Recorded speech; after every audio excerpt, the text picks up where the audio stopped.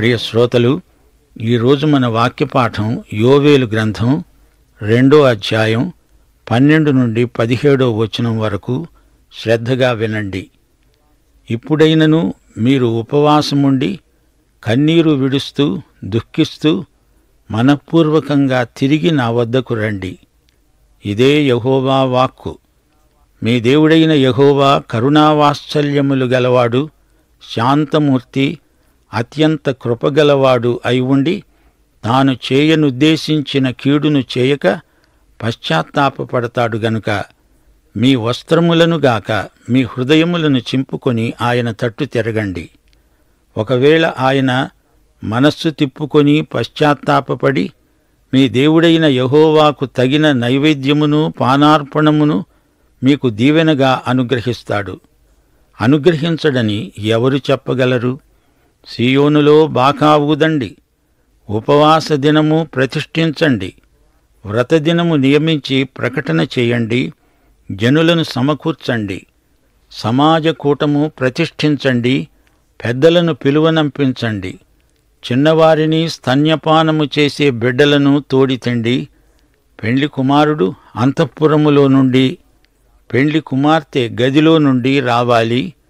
యెహోవాకు పరిచర్య చేసే యాజకులు మంటపమునకు బలిపీఠమునకు మధ్య నిలువబడి కన్నీరు విడుస్తూ వేడుకోవాలి. యెహోవా, నీ జనుల ఎడల జాలి చూపి అన్యజనులు వారి మీద ప్రభుత్వము చేయునట్లు వారిని అవమానమునకు అప్పగించవద్దు. లేని ఎడల అన్యజనులు వారి దేవుడు ఏమయ్యాడు అంటారు గదా. శ్రోతలు, దేవుడేమంటున్నాడు? మనఃపూర్వకముగా తిరిగి నా యొద్దకు రండి. తిరిగి రండి అంటే పశ్చాత్తప్తులవ్వండి, మారు మనస్సు పొందండి అని అర్థం. మనసు మార్చుకోండి, ఇటు దేవుని వైపు తిరగండి. పశ్చాత్తప్తులైన వారు కన్నీరు కారుస్తారు. కన్నీరు కార్చినంత మాత్రాన అది పశ్చాత్తాపం కాదు. కొందరు పశ్చాత్తాపం వల్ల ఆహారం సహించక ఉపవాసముంటారు. కొందరు ఎంతో దుఃఖిస్తారు, సంతాపం వెలిబుచ్చుతారు. అయితే నిజమైన పశ్చాత్తాప అనుభూతి లేకుండా కన్నీరు కార్చేవారెందరో. బట్టలు కాదు, మీ హృదయాన్ని చించుకోండి. శ్రోతలు వింటున్నారా?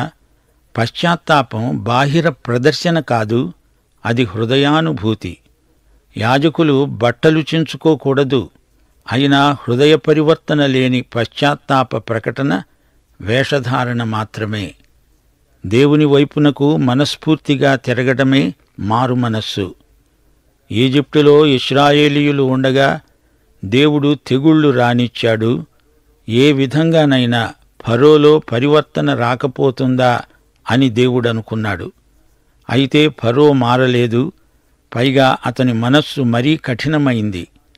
నినవేకు దేవుడు యోనాను పంపి వారికి నాశనం రాబోతోందని, వారు మారుమనసు పొందాలని యోనా చేత దేవుడు చెప్పించాడు. నినవే వారు మారుమనసు చెందారు గనుక దేవుడు నినవేను నాశనం చెయ్యలేదు. దేవుడు మారుమనసు పొందటం కాదు, ప్రజలు పశ్చాత్తప్తులైనందున దేవుని శిక్ష వారిపైకి రాలేదు. ఫలితం మారింది అని అర్థం. దేవుడు కరుణావాత్సల్యములు గలవాడు, శాంతమూర్తి, అత్యంత కృపగలవాడు. ప్రజల పశ్చాత్తాపాన్ని బట్టి వారికి రావలసిన శిక్ష రాలేదు, దీవెన ప్రాప్తించింది. దేవుడు మారడు. మనుషులలో పరివర్తనను బట్టి వారి పట్ల ఫలితాలు మారతాయి. ఫరో నాశనమయ్యాడు, నినవే వారు ఆశీర్వదించబడ్డారు. దేవుడు మనస్సు తిప్పుకొని పశ్చాత్తాపపడతాడంటే మానవరీతిగా దానికి అర్థం చెప్పకూడదు. దేవుడు మారడు, మనిషి మారాలి. పశ్చాత్తప్తులను క్షమించే దేవుడు, ఆయన కృపగల దేవుడు. బాకా ఊదండి, ఉపవాస దినము వ్రతదినము ప్రకటించండి. మోషే ధర్మశాస్త్రం ప్రకారం వారు పశ్చాత్తప్తులై ఆయా పండుగ దినాలను ఆచరించాలి. ఒక పాపి తన పాపము నుండి వైదొలగి దేవుని వైపు తిరగడం ఎంత ముఖ్యమో చెప్పబడింది. అపొస్తలుల కార్యములు 16వ అధ్యాయం 31వ వచనం. ప్రభువైన యేసునందు విశ్వాసముంచు, అప్పుడు నీవు నీ ఇంటివారు రక్షించబడతారు. అదే ఒక పాపి చేయవలసింది, చేయదగింది. ఒక పాపిగా మానవుడు రక్షణ కోసమై ఇంకేమీ చెయ్యకూడదు. ఈ రోజున బాకా ఊదటం అంటే సువార్త ప్రకటించటమే. యేసే రక్షకుడని ఎలుగెత్తి చాటటమే బాకానాదం. బాహిరమైన ఆచారాలు మాత్రమే మానవుని పరివర్తనను వ్యక్తం చేయలేవు. ఈ విషయాన్ని మనం గ్రహించాలి. గర్భిణీ స్త్రీకి లోపల బిడ్డ ఉన్నందున ప్రసవ వేదన పడుతుంది. ప్రసవ వేదనను నటించినందున లోపల బిడ్డ ఏర్పడదు గదా. మానవులు తమ సొంత పద్ధతులలో దేవుని వద్దకు రాలేరు. దేవుని పద్ధతిలోనే దేవుని వద్దకు రావాలి. యోహాను సువార్త 10వ అధ్యాయం 9వ వచనం ప్రభువు అన్నాడు, నేనే ద్వారమును. నా ద్వారా ఎవడైనా లోపల ప్రవేశించిన ఎడల వాడు రక్షించబడిన వాడై లోపలికి పోతూ బయటికి వస్తూ మేత మేస్తూ ఉంటాడు. చిన్న పిల్లలను, తల్లి స్తన్యపానము చేసే బిడ్డలను తేండి అంటున్నాడు దేవుడు. వయోభేదం లేకుండా అందరూ రావాలి. తల్లులు చంటి బిడ్డలను కూడా తేవాలి. కొత్తగా పెళ్ళైన వారు కూడా వెంటనే దండులో చేరకూడదు. దంపతులు కలిసి ఉండాలి. ఆరాధనకు రావాలి. మన దేవుడు కుటుంబాల దేవుడు. యాజకులు, పరిచారకులు కన్నీరు కారుస్తారు, దేవుణ్ణి వేడుకుంటారు. అన్యజనులు అడుగుతారు, మీ దేవుడేడి, ఏమయ్యాడు, వారికేం చెప్పాలి, ఏమి చూపాలి అని వారు కన్నీరు కారుస్తూ దేవుణ్ణి అడుగుతున్నారు. దేవా, మమ్ములను అవమానానికి అప్పగించవద్దు అని దీనమనస్కులై యాజకులు, పరిచారకులు దేవుణ్ణి వేడుకుంటారు. యోవేలు ఇప్పుడు యెరూషలేములో ఉన్నాడు. యోవేలు దక్షిణ రాజ్యమైన యూదాకు ప్రవక్తగా మాట్లాడుతున్నాడు, ప్రవచిస్తున్నాడు. యాజకులు ఎలా ప్రార్థన చెయ్యాలో యోవేలు వారికి నేర్పుతున్నాడు. అన్యజనులకు మమ్ములను అప్పగించకు దేవా అని వారు ప్రార్థించాలి. దేవా, నీ ప్రజలపై కనికరము చూపు తండ్రి. మేము మా దేవుడవైన నిన్ను అన్యజనుల మధ్య ఘనపరచడానికి మరొక అవకాశమివ్వు అని వేడుకోవాలి. దేవుడు వారిని వాగ్దత్త భూమికి మోషే ద్వారా నడిపించాడు. అన్యుల మధ్య వీరు తమ ప్రత్యేకతను కాపాడుకోకపోతే నగుబాట్ల పాలవుతారు. అయితే ప్రియ సోదరీ సోదరులారా, ఈ రోజున అమలులో ఉన్నది క్రీస్తునందు దేవుని కృప. ఈ రోజున దేవుని సంఘములోకి యూదుడని అన్యుడని ఎట్టి భేదము లేకుండా క్రీస్తు ద్వారా రావాలి. అదే దేవుని ఏకైక కార్యక్రమం. దేవునికి స్తోత్రం. శ్రోతలు, ఈ పాఠమంతా పశ్చాత్తాపానికి పిలుపే. దేవుని హితవు. నా ప్రజలారా, ఇప్పటికైనా నా వైపునకు తిరగండి, ఉపవాసముండండి, మారుమనస్సు పొందండి. యెహోవా దేవుడు వాత్సల్యము గలవాడు, కరుణామయుడు. ఆయనకు త్వరగా కోపం రాదు, జాలిగల దేవుడు. కఠినంగా శిక్షిద్దాము అనుకున్నవాడల్లా మీ పశ్చాత్తప్త హృదయాన్ని బట్టి జాలితో మిమ్ములను క్షమిస్తాడు. బట్టలు చించుకున్నంత మాత్రాన అది పశ్చాత్తాపం కాదు. మీ హృదయాలను చించుకోవాలి. దేవుని తట్టు తిరగాలి. అది పశ్చాత్తాపమంటే. మీరాయన వద్దకు వస్తే ఆయన మీ వద్దకు వస్తాడు. ఆయన మిమ్ములను దీవిస్తాడు. అప్పుడు మీ అర్పణలు, పానార్పణలు అంగీకరించబడతాయి. మీ వైఖరి వల్ల మంచి ఫలితాలు వస్తాయి.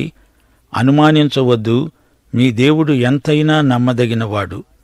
వాత్సల్యం, జాలి గల దేవుడు మిమ్మల్ని రమ్మని పిలుస్తున్నాడు. ఆ కాలంలో దుఃఖంతో కంగారు పడేవారు బట్టలు చించుకోవడం పరిపాటి. ఇలాంటి బాహిర ప్రదర్శనలు దేవుణ్ణి ఎంతమాత్రమూ తృప్తిపరచజాలవు. బండబారిపోయిన హృదయాలు ముతక బట్టల్లాంటివి. వాటిని చింపుకోవాలి. దేవుడంటున్నాడు, సీయోనులో బూర ఊదండి, బాకానాదం చేయండి, ఉపవాసం కోసం సమయాన్ని ప్రత్యేకించండి, దేవుణ్ణి అర్థవంతంగా ఆరాధించండి, ప్రజలను సమకూర్చండి. ప్రజలంతా కలిసి ఏకీభవించి మనసారా దేవుణ్ణి అన్వేషించండి, వెదకండి. దేవునికి, ఆయన ఆరాధనకు దూరం కాకండి. ఆశీర్వాదాలను కోల్పోవద్దు. ఆధ్యాత్మిక నష్టం తెచ్చిపెట్టుకోవద్దు.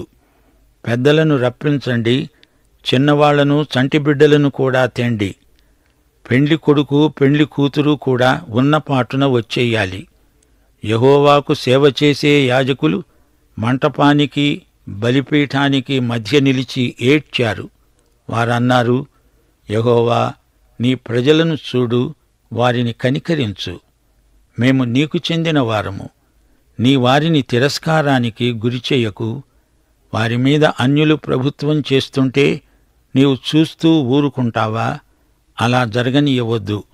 అన్యప్రజలు వీరి దేవుడు ఏమయ్యాడు అని ఎందుకు చెప్పుకోవాలి? పశ్చాత్తాపపడి దేవుణ్ణి వెతకటంలో నాయకులే ప్రజలకు మార్గం చూపాలి. మనం దేవుని సొత్తయిన ప్రజలము అని ఎన్నడూ మరచిపోకూడదు. దేవుడు మనలను చేపట్టాడు. మనం ఆయన స్వకీయ జనం. పరిశుద్ధులలో ఆయన స్వాస్థ్యము యొక్క మహిమైశ్వర్యము ఎంతో గొప్పది.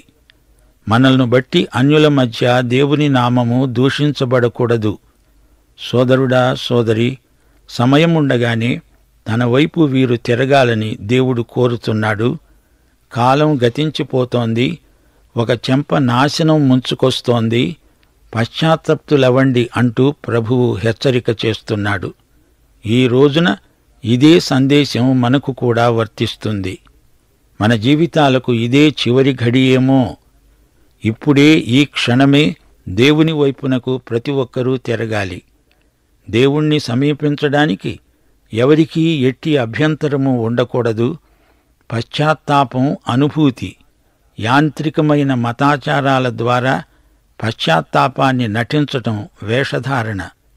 అంతరంగములో నుండి పశ్చాత్తాపం రావాలి, పరివర్తన కలగాలి. 1 సమూయేలు 16:7 మనుష్యులు పైరూపమును లక్ష్యపెడతారు గాని యెహోవా హృదయాన్ని లక్ష్యపెడతాడు. మత్తయి సువార్త 23 యేసు ప్రభువు వేషధారణను ఎంత అసహ్యించుకుంటాడో వ్యక్తం చేయబడింది. మతనాయకులు, మీరు చెబుతారు గాని చేయరు. ఇతరుల మీద బరువు పెడతారు గాని మీరు వాటిని మొయ్యరు. మీ భక్తి కేవలం ప్రదర్శన. గురువులారా, మీకు అగ్రపీఠాల మీద ఆసక్తి ఎక్కువగదు. పరిచారకుడే అసలైన నాయకుడు. పరలోక రాజ్యములోకి మీరు రారు, మరొకరిని రానియరు. పరిసయ్య నాయకులారా, మీరు అంధులైన మార్గదర్శకులు. న్యాయము, కనికరము, విశ్వాసము లోపించిన మీ మతం మనుషులను వేధిస్తుంది. దోమలను వడియగట్టి మీరు ఒంటెలను మేసే రకం మనుషులు. మీ అంతరంగం ముందు శుద్ధి కావాలి. సున్నము కొట్టిన సమాధులు మీరు. వెలుపల మనుష్యులకు నీతిమంతులుగా అగపడుతున్నారు కాని లోపల మీ నిండా వేషధారణ, అక్రమము ఉన్నాయి. ప్రభువు ఎంతో కఠినంగా మాట్లాడాడు గదూ. వేషధారణ అంటే యేసు ప్రభువుకు బొత్తిగా గిట్టదు. శ్రోత, నీ అంతరంగంలో పరిశుద్ధత ముఖ్యం. బహిరంగ ప్రదర్శన మాత్రమే అయితే అది మోసం. ప్రజలు హృదయపూర్వకంగా, స్వచ్ఛందంగా దేవుని వైపునకు తిరగాలి. ప్రభువు రాకడ సమీపమైంది. ఆయన ఎదుట ప్రతి మోకాలు వంగాల్సిందే. అయితే ఆ పని ఇప్పుడే చేస్తే మంచిది. ప్రతి నాలుక ఆయనే ప్రభువని ఇప్పుడే పలకాలి. ప్రజలందరినీ సమకూర్చండి, బాకా ఊదండి అంటూ దేవుడు ప్రకటిస్తున్నాడు. ఇదే అనుకూల సమయము, ఇదే రక్షణ దినం. ఆయన త్వరలో వస్తాడు. ఈ లోకరాజ్యములన్నీ ఆయన రాజ్యమైపోయే రోజు వస్తుంది. మీ హృదయాలను చించుకోండి అంటే ఉపవాసముండండి, దుఃఖించండి. సంతాప దినమిది, మరచిపోవద్దు. మీ దేవుడు కృపామయుడు, కరుణాసంపన్నుడు. ఊరికే చీటికి మాటికి కోపించుకునేవాడు కాడు. ఆయన శిక్షించాలని ఉన్నా మీ కన్నీటిని చూచి జాలిపడతాడు, క్షమిస్తాడు. రండి, ఆయనను సమీపించండి అంటూ ప్రవక్త బోధిస్తున్నాడు. పెద్దలు, యాజకులు, దైవ సేవకులు, వారి పిల్లలు, సమాజమంతా కూడి రావాలి. దేవుని కృప కోసం, కనికరం కోసం వేడుకోవాలి. అవును, తన ప్రజలైన ఇశ్రాయేలీయులు వచ్చి తన ఎదుట తమ పాపాలు ఒప్పుకొన్నందున ఇక శిక్షించడు. దేవుడు వారిని క్షమిస్తాడు, ఆశీర్వదిస్తాడు. యూదాజాతిపై నిలిచి ఉన్న తీర్పును దేవుడు తొలగిస్తాడు. ఇశ్రాయేలీయులు పూర్తిగా వెనకబడిపోయారు. వారిని యథాస్థితికి రప్పించాలని దేవుని కోరిక. దేవుని చిత్తానికి వారు తలవొగ్గాలి. దేవుని శాసనాలను శిరసావహించాలి. ఈ అధ్యాయంలో ఊదబడిన బాకా వారి దుఃఖాన్ని, పశ్చాత్తాపాన్ని సూచిస్తుంది. పాపపు ఒప్పుకోలు ఎంత అవసరమో ఆ బాకానాదం హెచ్చరికగా ప్రజలు గుర్తించాలి. నిజాయితీగా ప్రభువు దగ్గరికి రావటానికి ఆయన ప్రజలు భయపడకూడదు, ఉన్నపాటున వచ్చేయాలి. విరిగి నలిగిన హృదయాలతో దేవుని సన్నిధికి రావాలి. దేవుని దీర్ఘశాంతాన్ని, కనికరాన్ని శోధించకండి. 17వ వచనంలో చెప్పబడినట్లు వారు దేవుని నామమును మహిమపరచాలి. అన్యజనుల మధ్య దేవుని పరిశుద్ధ నామము దూషణకు గురి కాకూడదు. పాపము వల్ల వచ్చే దుష్ఫలితాల నుండి వారు తప్పించుకోవాలనే దేవుని చిత్తం. సోదరీ సోదరులారా, వింటున్నారా? దేవుని రాజ్యమును మొదట వెదకవలసిన ప్రజలం. 1 కొరింథీ 4వ అధ్యాయం 20వ వచనం, దేవుని రాజ్యము మాటతో కాదు, దేవుని శక్తితోనే ఉన్నది. దేవుని కృప చౌకబారు దినుసు కాదు. పశ్చాత్తాపము లేకుండా క్షమాపణ ఎలా వస్తుంది? వ్యక్తిగతంగా దీనమనస్సుతో ఒప్పుకోకపోతే దేవుడు ఎలా క్షమిస్తాడు? శిష్యత్వానికి వెల చెల్లించాలి. శిలువ లేకుండా కృప ఎలాంటిదో, ఎంత విలువగలదో ప్రజలు గుర్తించలేరు. కృపను చౌకబారు వస్తువుగా భావించేవారికి శ్రమ.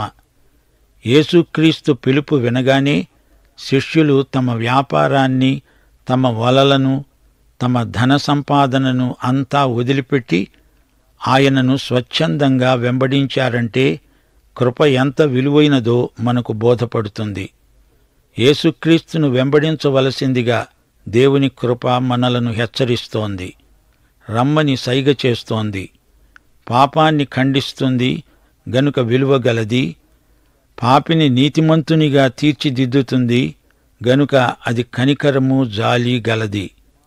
దేవుడు తన కుమారుణ్ణే ఇచ్చివేసినప్పుడు అది ఎంతో విలువైన కృప, అమూల్యమైనది. దేవుడు మన నుండి ఏమి కోరుతున్నాడు? తన బిడ్డలు తనను కనుగొనాలని, తనతో సంభాషించాలని, సహవాసం చెయ్యాలని ఆయన ఎంతగానో ఆశిస్తున్నాడు.